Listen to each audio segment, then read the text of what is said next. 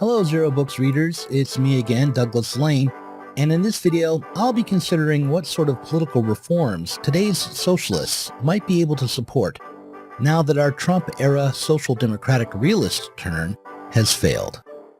Along the way I'll take excerpts from the Aufhebunga Bunga book, The End of History, and from The Writing on the Wall by Anselm Jappe.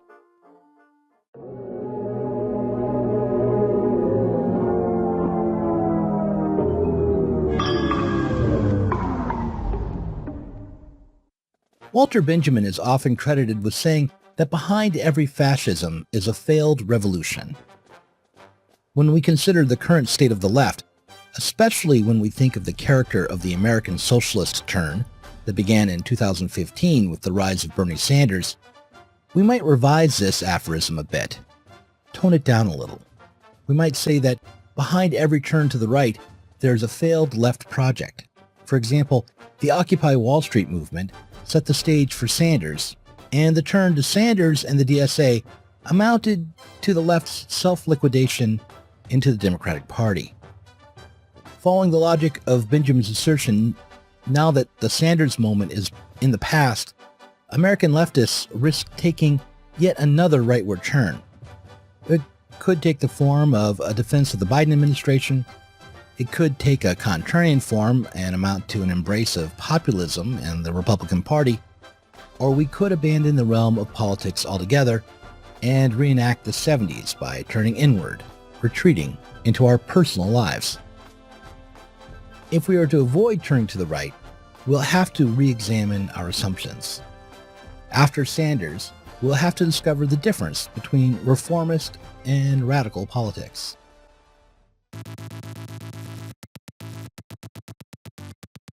If you enjoy these videos, you should click on the subscribe button and click that bell. And you should also consider supporting us on Patreon. Patrons get access to our behind-the-scenes parrot room discussions, where we let our hair down, dish out gossip, or go into the weeds on topics such as the tendency of the rate of profit to decline, imperialism, and the critical theory of Bernard Morton Capel.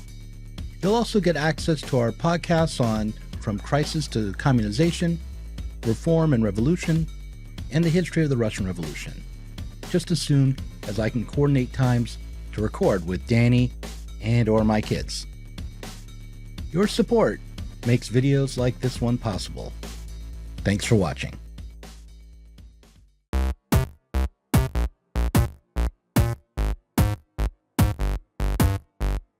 Nearly everything tries to pass itself off as radical or revolutionary today.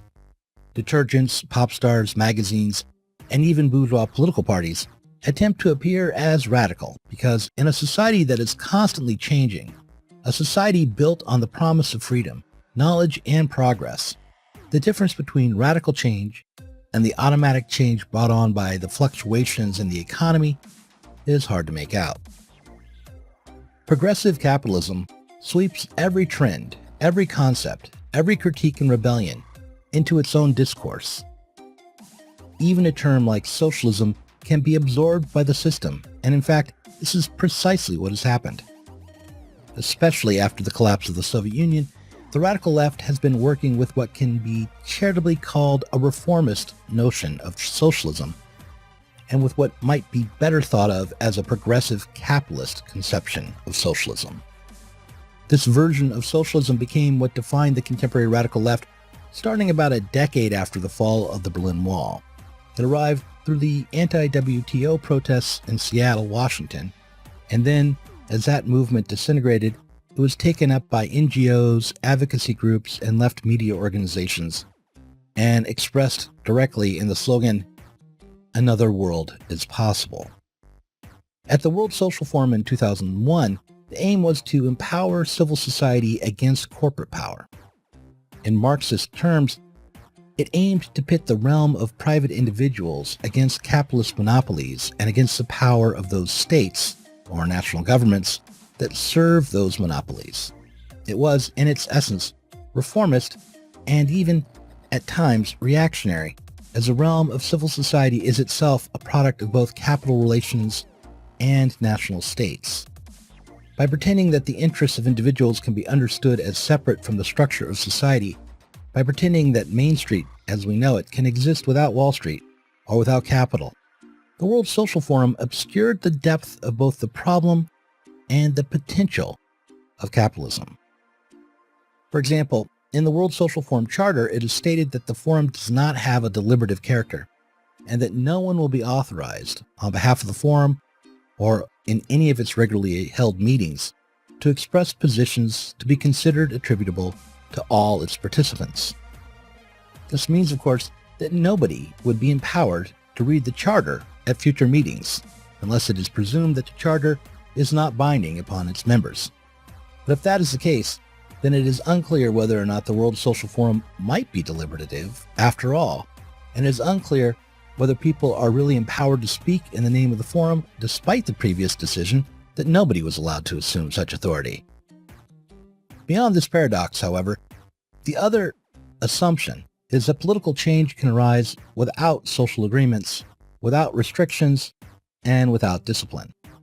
The assumption is that an atomized civil society can take power organically.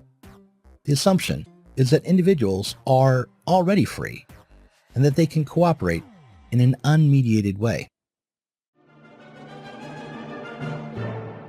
In their book, The End of History, the Aufhebunga Bunga gang wrote that the more politicized strata who preach horizontalism also engage in abnegating their own authority. Instead of making a play for leadership of a movement, proposing ideas and letting these be openly contested, horizontalists hide behind a hyper-democratic facade of consensus and constant participation. What is needed in order to change the world is power, political power, technological power, creative power. By becoming passive, these NGO radicals only offer a path away from radical change. Still, the abstract aim of the World Social Forum, this slogan, "Another world is possible," shouldn't be entirely abandoned.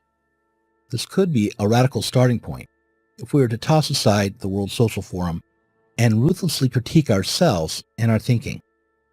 Otherwise, the slogan is nothing but empty radical rhetoric, covering up a decidedly more conservative politics. And yet, reformism itself can't be avoided. Everything that appears in our society appears to be radical. Progressivism is nearly universal, and the aim to perfect liberal democratic institutions and laws is shared by both Republicans and Democrats. The only politicians and or political thinkers who resist this aim without becoming radicals are on the fringe of mainstream politics, even though some of their ideas inform factions within the right-wing parties of liberalism. Those who oppose the aim of perfecting liberalism, who also oppose radical change, are reactionaries, but even they have to work within the context of this bourgeois progressive world. What puts you on the right is you oppose the belief in human equality, the doctrine of human equality, that you believe that human beings are by nature unequal, and if you are a traditional conservative, you defend hierarchy as better than its alternatives. And in any case, you oppose any state attempt to level down differences, social differences, gender differences, because I think the state is pernicious and will always work in the opposite direction, and therefore I am strategically a radical libertarian. But it is not because for a moment I think that people should have right to any sort of lifestyle, they have a human right. I think that sort of given what is the political configuration or situation at the present time and what it is likely to be in the future, I would like to remove the state as much as possible from private or from public life.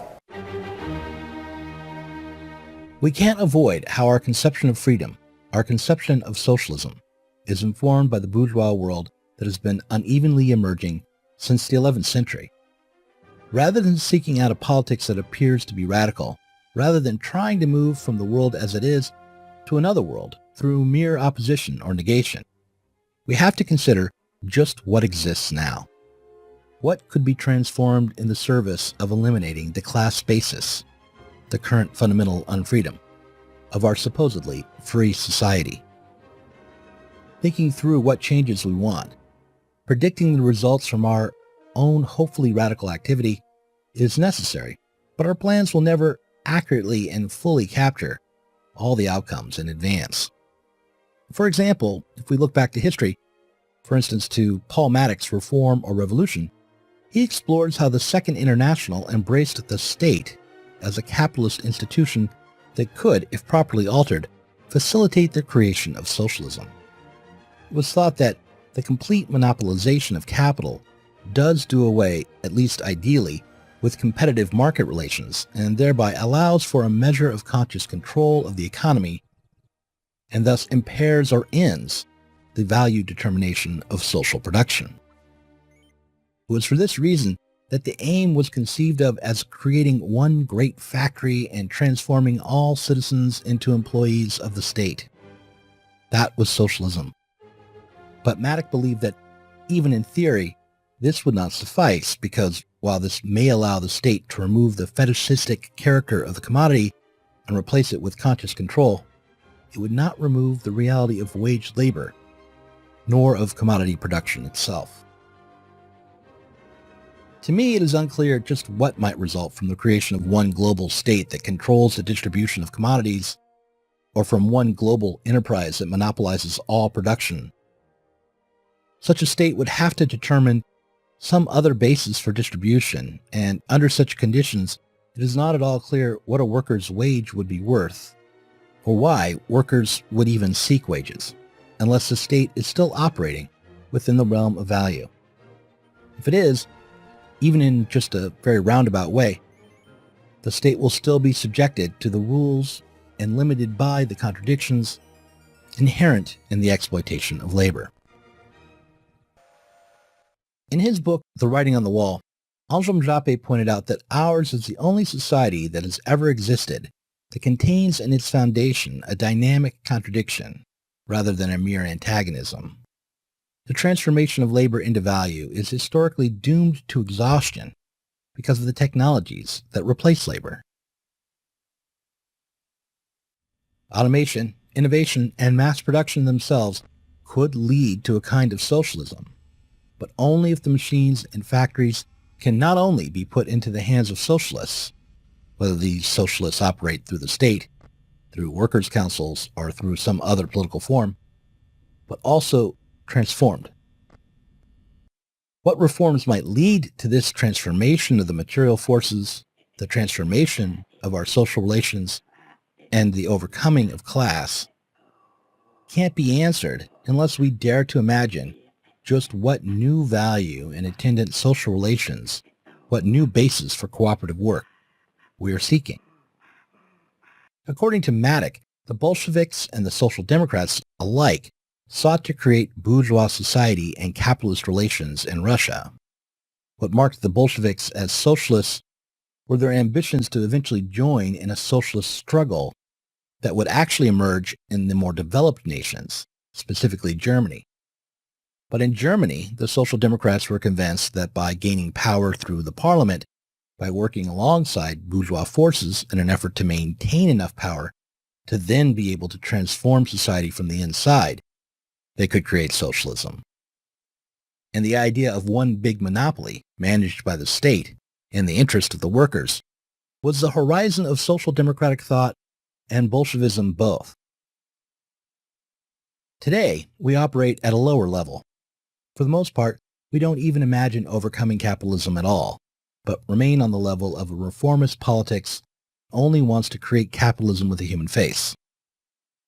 But for those who still imagine themselves as radicals or as socialists, the task is to work through the history of socialist struggle and the present conditions simultaneously. And this is why, in the next video, I'll be returning to the left technocratic tradition in America and re-examining Marx's critique of utopian socialism.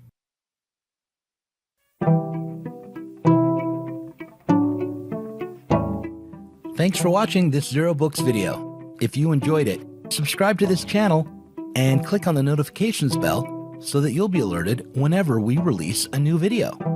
You should also consider supporting us on Patreon. Our patrons get access to our Inside Zero Books podcast every week, and can get access to the Zero Books Book Club and help us to continue making online content from the left.